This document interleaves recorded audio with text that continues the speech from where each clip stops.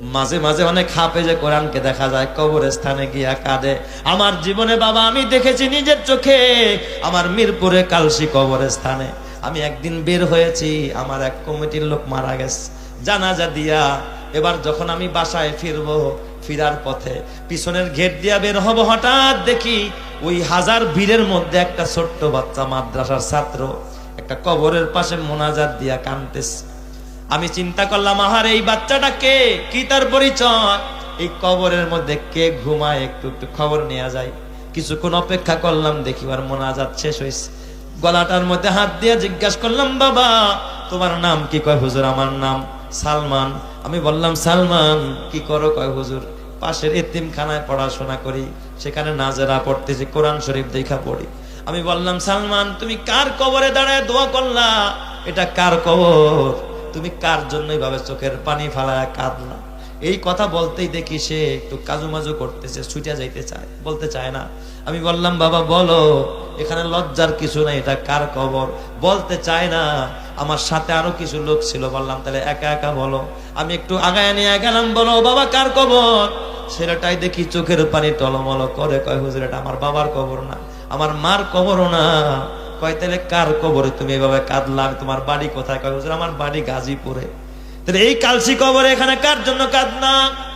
কয় হুজুর শুনেন, আমার বাবা নাই, আমার বাবা গাজীপুর এক কবরস্থানে ঘুমায়, আমার মাও গার্মেন্টস কর্মী। হুজুর আমি এতিমখানায় পড়ি, আমার মা 6 মাস পর একবার আসে, একটু খবর নেয়। কিন্তু এই মাদ্রাসার বোর্ডিং খরচ, আমার চিকিৎসার খরচ, আমার পড়াশোনার খরচ সব বহন করতে এক হাজি সাহেব, এই পাশের এলাকায় তার বাড়ি ছিল। ওই হাজি সাহেব গত মাসে ইন্তেকাল করেছে, এটা ওই হাজি সাহেবের খবর। হুজুর আমার গায়ের জামাটা ওই হাজি সাহেব নিজে দেখে আমার চয়েস করে বানায় দিছে, আমার পায়ের জুতাটা ওই হাজি সাহেবের দেওয়া।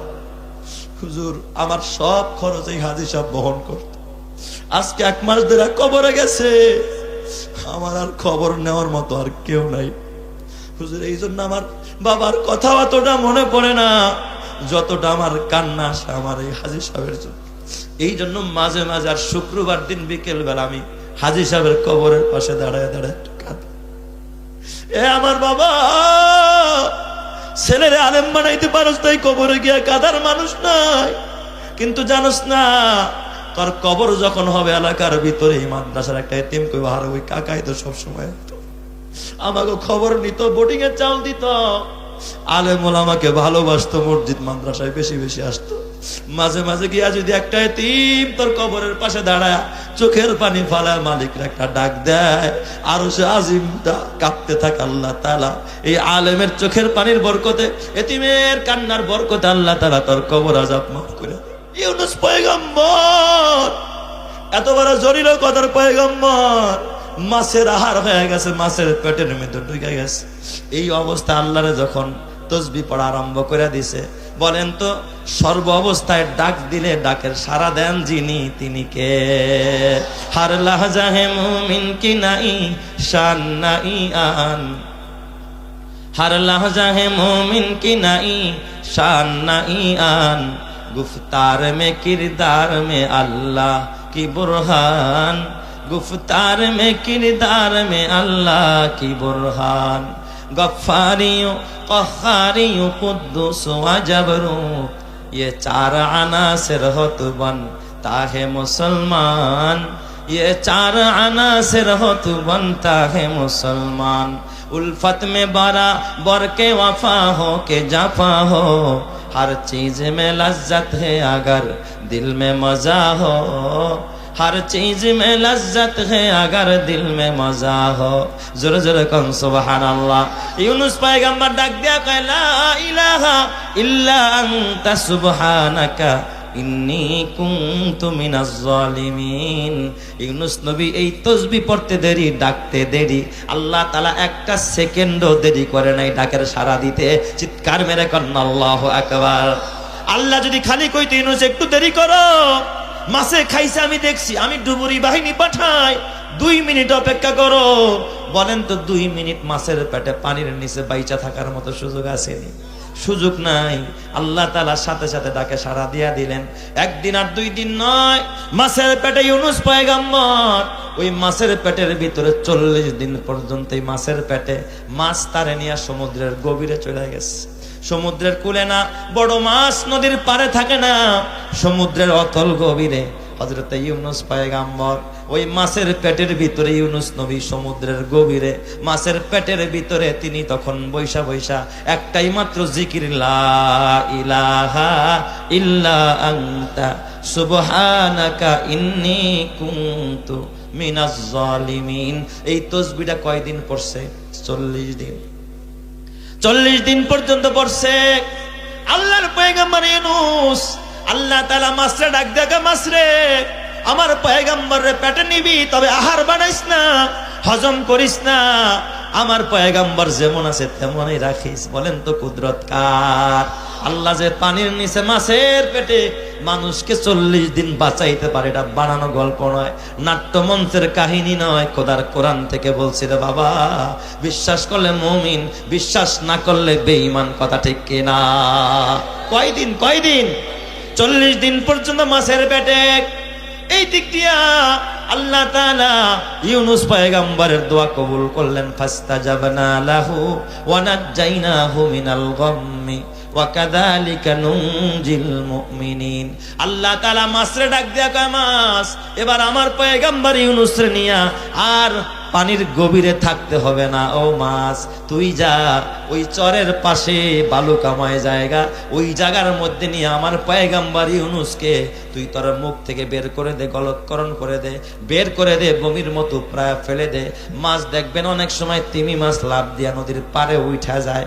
এই তিমি মাছের মতো বিশাল মাছ একটা ঝোঁকের সাথে এই বালুকাময় প্রান্তরে উঠে গেছে। আর বমি করার মতো যে অগ দেয়, অগ দেওয়ার সাথে সাথে ইউনুস পয়গম্বর, সামনে ছিল উত্তপ্ত বালু, মরুভূমির বালু, ওই বালুর মধ্যে ইউনুস পয়গম্বর রে আহত অবস্থায়, অসুস্থ অবস্থায় ওই বালুর মধ্যে ইউনুস পয়গম্বর রে মাছে ফেলায়া সাথে সাথে মাছ আবার পানির মধ্যে চলে গেছে। চিৎকার মেরে কন্যা আল্লাহু আকবার। বলেন তো ইউনুস নবী সুস্থ না অসুস্থ? আগে ছিল এক অবস্থা, এখন ভিন্ন আরেক বিপদ। কি বিপদ? বালু উত্তপ্ত, ওই দিক দিয়া আবার রৌদ্রের প্রখরতা, মরুভূমি, প্রচন্ড গরম। ইউনুস নবীর মনে হয় যেন চামড়াগুলো পড়ে যাবে। আল্লাহ তাআলা ওই জায়গার ভিতরে একটা লতা গাছ তৈরি করে দিলেন, লাউ গাছের মতো। এমন একটা গাছ আল্লাহ উঠায়া দিলেন, ওই গাছ চতুর্দিক দিয়া বাইতেছিল আর ইউনুস নবীর ছায়া দিতেছিল। আল্লাহু আকবার। জোরে কান সবাই, আরো জোরে কান আল্লাহু আকবার। শুধুমাত্র ছায়া দেয় তা না, আল্লাহ তাআলা ডাক দিয়া কয়, ফাস্তাজাবনা লাহু, আমি আমার ইউনুসের ডাকে সাড়া দিয়া দিলাম। ওয়া নাজ্জাইনাহু মিনাল গাম্মি, তার যত চিন্তা ছিল, পেরেশানি ছিল, সব দূর করলাম। কেমনে দূর করলো? আল্লাহ তাআলা গাছ দিয়া ছায়া দিলেন। এবার খাবার দরকার, আল্লাহ ওই লতার ভিতর থেকে এ বাবা এক জাতীয় ফল বের করে দিলেন। এমন ফল ইউনুস নবী ওই শুয়া ওখান থেকে হাত দিয়া ফলটারে মুখের মধ্যে ঢুকাইতেছিল। একটা ফল মুখে দেওয়ার সাথে সাথে তার শরীরের ভিতরে পুরা এনার্জি ফিরে আসলো। ইউনুস পয়গম্বর সাথে সাথে সুস্থ হয়ে গেল। চিৎকার মেরে করেন আল্লাহু আকবার। শুধু সুস্থ হলো তা না, এবার পানি দরকার। ইউনুস নবী দেখে মরুভূমি, হঠাৎ কোত্থেকে যেন স্তনে ভরপুর একটা ছাগল আইসা ইউনুস নবীর সামনে এবারে এমন ভাবে বসছে, মনে হয় যেন ছাগলে বলতে চায় যে আপনি আমার দুধ পান করেন। ইউনুস পয়গম্বর হাতের মধ্যে স্তনের দুধগুলো টেনা টেনা পান করতেছিল। এইভাবে একদিন আর 2 দিন নয়, 7 দিন পর্যন্ত ইউনুস পয়গম্বরে গাছের ছায়া দিয়া, গাছের ফল খাওয়ায়া আর ছাগলের দুধ পান করায়া আল্লাহ ওই জায়গার ভিতরে পয়গম্বর ইউনুসকে আল্লাহ তাআলা সুস্থ করে দিয়েছে। চিৎকার মেরে করেন আল্লাহু আকবার। এ আমার বাবা, এই ঘটনা থেকে আমাদের কি বুঝার, আমাদের শিখার কি, আমাদের নেওয়ার মতো কি? ইউনুস পয়গম্বর ওই যে 9 বছর পর্যন্ত দাওয়াত দিছে, কিন্তু হাল ছাড়ে নাই। বলেন তো হাল না ছাড়ার কারণে এই দিক দিয়ে আল্লাহ তাআলা যখন তারা সুস্থ বানায় দেয়, ইউনুস পয়গম্বর আল্লাহ তাআলা ওহী পাঠায় দিয়া ডাক দেয়া কয়, ইউনুস এবার আর এখানে থাকা যাবে না, একটু পরে তুমি নদীর পারে যাও। নদীর পারে গিয়া দেখবা একটা নৌকা আসবে, এই নৌকায় উঠা আবার নদীর ওপারে যাও। ইউনুস নবী যখন নদীর নৌকায় উঠছে, উঠা দেখে ওই নৌকার ভিতরে এক কর্নারে তার বিবি তার জন্য অপেক্ষায় আছে। চিৎকার মেরে করেন আল্লাহু আকবার। আসার পথে সন্তান হারায় ফেলছিল, নদীর ওপারে গিয়া নামছে। নামার পর হঠাৎ দেখে এক জায়গায় এক লোক জেলে মানুষ ডাক দিয়া কয়, ভাই রে, এ ভাই, এই যে দুইটা সন্তান আমরা পেয়েছি তাকে ওই নদীর পারে, আমরা তাদেরকে এখানে এনেছি, এটা কার সন্তান? ইউনুস নবী কাছে গিয়া এই সন্তানরা দৌড়ায় এসে বাবারে জড়ায় ধরছে। আব্বা, আপনি এতদিন কোথায় ছিলেন? এই দিক দিয়া বিবিরেও পাইছে, সন্তানরেও ফেরত পাইছে। ওই দিক দিয়া যখন কওমের কাছে গেছে, সমস্ত কওম আইসা একযোগে, ইউনুস নবীর এলাকার ভিতর আর কোনো কাফের নাই। ওই যে লক্ষাধিক মানুষ ছিল সব মুসলমান, একযোগে সবাই মুসলমান হয়ে গেছে। এবার ইউনুস পয়গম্বরের 100% উম্মত কালিমা পড়েছে। চিৎকার মেরে কান্না আল্লাহু আকবার। এটা কিসের ফসল? এটা কিসের ফসল? ওই যে 9 বছর দাওয়াত দিছে, কবুল হয় নাই, কিন্তু কবুল হয়েছে পরীক্ষার পরে। কথা ঠিক না বেঠিক? জোরে কান। এ আমার বাবা, এই জন্য আমরা বিপদে হাল ছাড়বো না, আমরা হাল ধরে রাখবো। আমরা যদি মনে করি নাই দাওয়াত দিয়া কোনো লাভ নাই, দান করে লাভ নাই, আরে মসজিদে গিয়া লাভ নাই, ওয়াজে গিয়া লাভ নাই, মসজিদ বানায় লাভ নাই, মাদ্রাসা বানায় লাভ নাই, দুনিয়াতে তো কিছুই পাই না। কসম আল্লাহর রে বাবা, বুঝবি না, চোখ যেদিন বন্ধ হবে ওদিন বোঝা যাবে তুই কি পরিমাণ পাবি। এত পাবি রে যুবক, এত পাবি যেটা দুনিয়ায় তুই কোনোদিন কল্পনাও করতে পারবি না। আল্লাহ তাআলা জাল্লা ওয়ালা শানহু হাদিসে কুদসিতে বলেন, আদাতুল ইবাদিয়াস সালিহিন মালা আইনুন রাত ওয়ালা উযুনুন সামিআত ওয়ালা খাতারা আলা কলবি বাশার। আমি আমার গোলামদের জন্য, নেককারদের জন্য এমন জান্নাত বানাইছি যা কোনো চোখ দেখে নাই, কান শুনে নাই, কোনো অন্তর কোনোদিন কল্পনা করে নাই। এমন জান্নাত দিবেন যিনি, বলেন তিনি কে? এ আমার বাবা, তুমি তো জানো না রে যুবক, হাফেজে কোরআনের বাবা কত দামি, আলেমের বাবা কত দামি, নেককার সন্তানের বাবা কত দামি। আল্লাহর পয়গম্বর হযরতে মুসা আলাইহিস সালাম, এ আমার বাবা, এবং জলিল কদর যত পয়গম্বর এই দুনিয়াতে দিনের দাওয়াত দিয়েছেন, কালিমার দাওয়াত দিয়েছেন, আল্লাহর জান্নাতের কথা বলেছেন, জাহান্নাম থেকে ভয় দেখাইছেন। এ বাবা, বলেন তো, প্রত্যেক নবীর একটাই টার্গেট ছিল, মানুষগুলো যেন ঈমানওয়ালা হয়ে যায়, মানুষগুলো যেন আল্লাহমুখী হয়ে যায়, মানুষগুলো যেন দুনিয়া ছেড়ে দেয়, আখিরাত ধরে। এই কথাটাই আল্লাহ তাআলা সূরাতুল আলার শেষে বলে, বাল তুসিরুনাল হায়াতাদ দুনিয়া ওয়াল আখিরাতু খায়রুন ওয়া আবকা ইন্না হাযা লাফিস সুহুফিল উলা সুহুফি ইব্রাহিম ওয়া মূসা। আল্লাহ তাআলা বলেন, তোমরা দুনিয়াকে প্রাধান্য দাও, অথচ আমি আল্লাহ বারবার বলি, দুনিয়া ছাড়ো আখিরাত ধরো, দুনিয়া ছাড়ো আখিরাত ধরো। যারা দুনিয়া ছাড়ছে আখিরাত ধরছে, যারা দুনিয়াদার না হয়ে যারা দিনদার হতে পেরেছে, আল্লাহ তাআলা তাদেরকে জান্নাতি বানায়া দিয়েছে। চিৎকার মেরে কোন সুবহানাল্লাহ।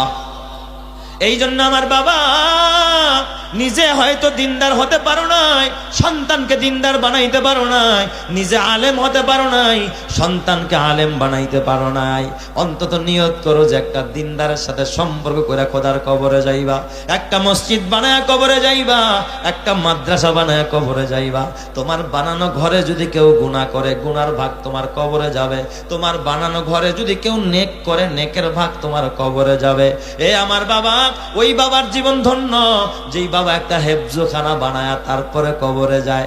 এই যে হাফেজে কোরআন পাগড়ি নিয়ে গেল, সর্বপ্রথম 10 জন, এরপরে 40 জন জাহান্নামী মানুষকে সুপারিশ করে খোদার জান্নাতে নিয়ে যাবে। তোমার ঘরে টিভি দেখে 24 ঘন্টা, গুনাহ তোমার আমলনামায় যায় 24 ঘন্টা, কিন্তু তোমার বানানো ঘরে, মাদ্রাসায়, এতিমখানায়, হেফজখানায় যদি 24 ঘন্টা কোরআন পড়া হয়, তাহাজ্জুদ পড়া হয়, বলো তো এই ইবাদতের সওয়াব আল্লাহ তাআলা তোমার আমলনামায় কিয়ামতের ময়দানে পাঠায়া দিবে। এই জন্য বাবা, দান করবি তো করবি, এমন জায়গায় দান কর যেই জায়গায় দান করলে তোর আমলনামায় নেকি হয়। ঘরে দিছো এটাও দান, কিন্তু টিভি কিনছো এটাও দান, ওটা গুনার রাস্তায় গেছে। এ বাবা, ছেলেরে হুন্ডা কিনা দিছো, গুনাহ করে, এটাও দান, কিন্তু এটা গুনার রাস্তায় গেছে। এতিমরে দিছো খাইয়া তারপরে কোরআন পড়ে, এটা নেকের রাস্তায় গেছে। ঘর বানায়া দিছো কোরআন পড়ে, এটা নেকের রাস্তায় গেছে। কিয়ামতের ময়দানে এতিমরা সুপারিশ করবে, আলেমরা সুপারিশ করবে। মাঝে মাঝে অনেক হাফেজে কোরআনকে দেখা যায় কবরস্থানে গিয়া কাঁদে। আমার জীবনে বাবা আমি দেখেছি নিজের চোখে, আমার মিরপুরে কালসি কবরস্থানে আমি একদিন বের হয়েছি, আমার এক কমিটির লোক মারা গেছে জানাজা দিয়া। এবার যখন আমি বাসায় ফিরবো, ফিরার পথে পিছনের গেট দিয়া বের হব, হঠাৎ দেখি ওই হাজার ভিড়ের মধ্যে একটা ছোট্ট বাচ্চা মাদ্রাসার ছাত্র একটা কবরের পাশে মোনাজাত দিয়া কাঁদতেছে। আমি চিন্তা করলাম, আহার এই বাচ্চাটা কে, কি তার পরিচয়, এই কবরের মধ্যে কে ঘুমায়, একটু একটু খবর নেওয়া যায়। কিছুক্ষণ অপেক্ষা করলাম, দেখিবার মোনাজাত শেষ হয়েছে। গলাটার মধ্যে হাত দিয়ে জিজ্ঞাসা করলাম, বাবা তোমার নাম কি? কয় হুজুর আমার নাম সালমান। আমি বললাম, সালমান কি করো? কয় হুজুর পাশের এতিমখানায় পড়াশোনা করি, সেখানে নাজেরা পড়তেছি, কোরআন শরীফ দেখা পড়ি। আমি বললাম, সালমান তুমি কার কবরে দাঁড়ায় দোয়া করলা? এটা কার কবর? তুমি কার জন্য এইভাবে চোখের পানি ফালায় কাঁদলা? এই কথা বলতেই দেখি সে একটু কাজুমাজু করতেছে, ছুটিয়া যাইতে চায়, বলতে চায় না। আমি বললাম, বাবা বলো, এখানে লজ্জার কিছু নাই, এটা কার কবর? বলতে চায় না। আমার সাথে আরো কিছু লোক ছিল, বললাম তাহলে একা একা বলো। আমি একটু আগায় নিয়ে গেলাম, বলো বাবা কার কবর? ছেলেটাই দেখি চোখের পানি টলমল করে, কয় হুজুর এটা আমার বাবার কবর না, আমার মার কবরও না। কয় তাহলে কার কবরে তুমি এভাবে কাঁদলা? তোমার বাড়ি কোথায়? কয় হুজুর আমার বাড়ি গাজীপুরে। তাহলে এই কালসি কবরে এখানে কার জন্য কাঁদনা? কয় হুজুর শুনেন, আমার বাবা নাই, আমার বাবা গাজীপুর এক কবরস্থানে ঘুমায়, আমার মাও গার্মেন্টস কর্মী। হুজুর আমি এতিমখানায় পড়ি, আমার মা 6 মাস পর একবার আসে, একটু খবর নেয়। কিন্তু এই মাদ্রাসার বোর্ডিং খরচ, আমার চিকিৎসার খরচ, আমার পড়াশোনার খরচ সব বহন করতে এক হাজি সাহেব, এই পাশের এলাকায় তার বাড়ি ছিল। ওই হাজি সাহেব গত মাসে ইন্তেকাল করেছে, এটা ওই হাজি সাহেবের খবর। হুজুর আমার গায়ের জামাটা হাজি সাহেব নিজে দেখে আমার চয়েস করে বানায় দিছে, আমার পায়ের জুতাটা ওই হাজি সাহেবের দেওয়া। হুজুর আমার সব খরচ এই হাজি সাহেব বহন করত। আজকে 1 মাস ধরে কবরে গেছে, আমার আর খবর নেওয়ার মতো আর কেউ নাই। হুজুর এই জন্য আমার বাবার কথা অতটা মনে পড়ে না, যতটা আমার কান্না আসে আমার এই হাজি সাহেবের জন্য। এই জন্য মাঝে মাঝে আর শুক্রবার দিন বিকেল বেলা আমি হাজি সাহেবের কবরের পাশে দাঁড়ায় দাঁড়ায় কাঁদি। এ আমার বাবা, ছেলের আলেম বানাইতে পারস তাই কবরে গিয়া কাদার মানুষ নাই। কিন্তু জানোস না, তোর কবর যখন হবে এলাকার ভিতরে, এই মাদ্রাসার একটা এতিম কই বাহার, ওই কাকাই তো সবসময় আমাকে খবর নিত, বোর্ডিং এর চাউল দিত, আলেম ওলামাকে ভালোবাসতো, মসজিদ মাদ্রাসায় বেশি বেশি আসতো। মাঝে মাঝে গিয়া যদি একটা এতিম তোর কবরের পাশে দাঁড়ায় চোখের পানি ফালায় মালিকরা একটা ডাক দেয়, আর সে আজিম কাঁপতে থাকে আল্লাহ তাআলা এই আলেমের চোখের পানির বরকতে, এতিমের কান্নার বরকতে আল্লাহ তাআলা তোর কবর আযাব মাফ করে দেয়। এটা তোর জন্য বাবা জান্নাতে যাওয়ার ওসিলা। শুনলাম এই মাদ্রাসার একটা ভবনের কাজ হবে, হইতেছে রে বাবা। এই কাজের জন্য বাবা অনেক অর্থের প্রয়োজন, এই কাজের জন্য অনেক টাকা লাগবে। হেফজখানা হবে, 24 ঘন্টা খোদার কোরআন পড়বে। কারো টাকায় টিভি হয়, কারো টাকায় মোবাইল হয়, কারো টাকায় কনসার্ট হয়, গায়ে হলুদের অনুষ্ঠান হয়, কারো টাকা হাসপাতাল খায়, কারো টাকা পুলিশ খায়, আবার কারো টাকা খোদার জান্নাতের ঘরে যায়। ওই বাবার জীবন ধন্য, যেই বাবার টাকায় খোদার কোরআনের ঘর হয়। এই জন্য আমি একজন মুসলমান চাই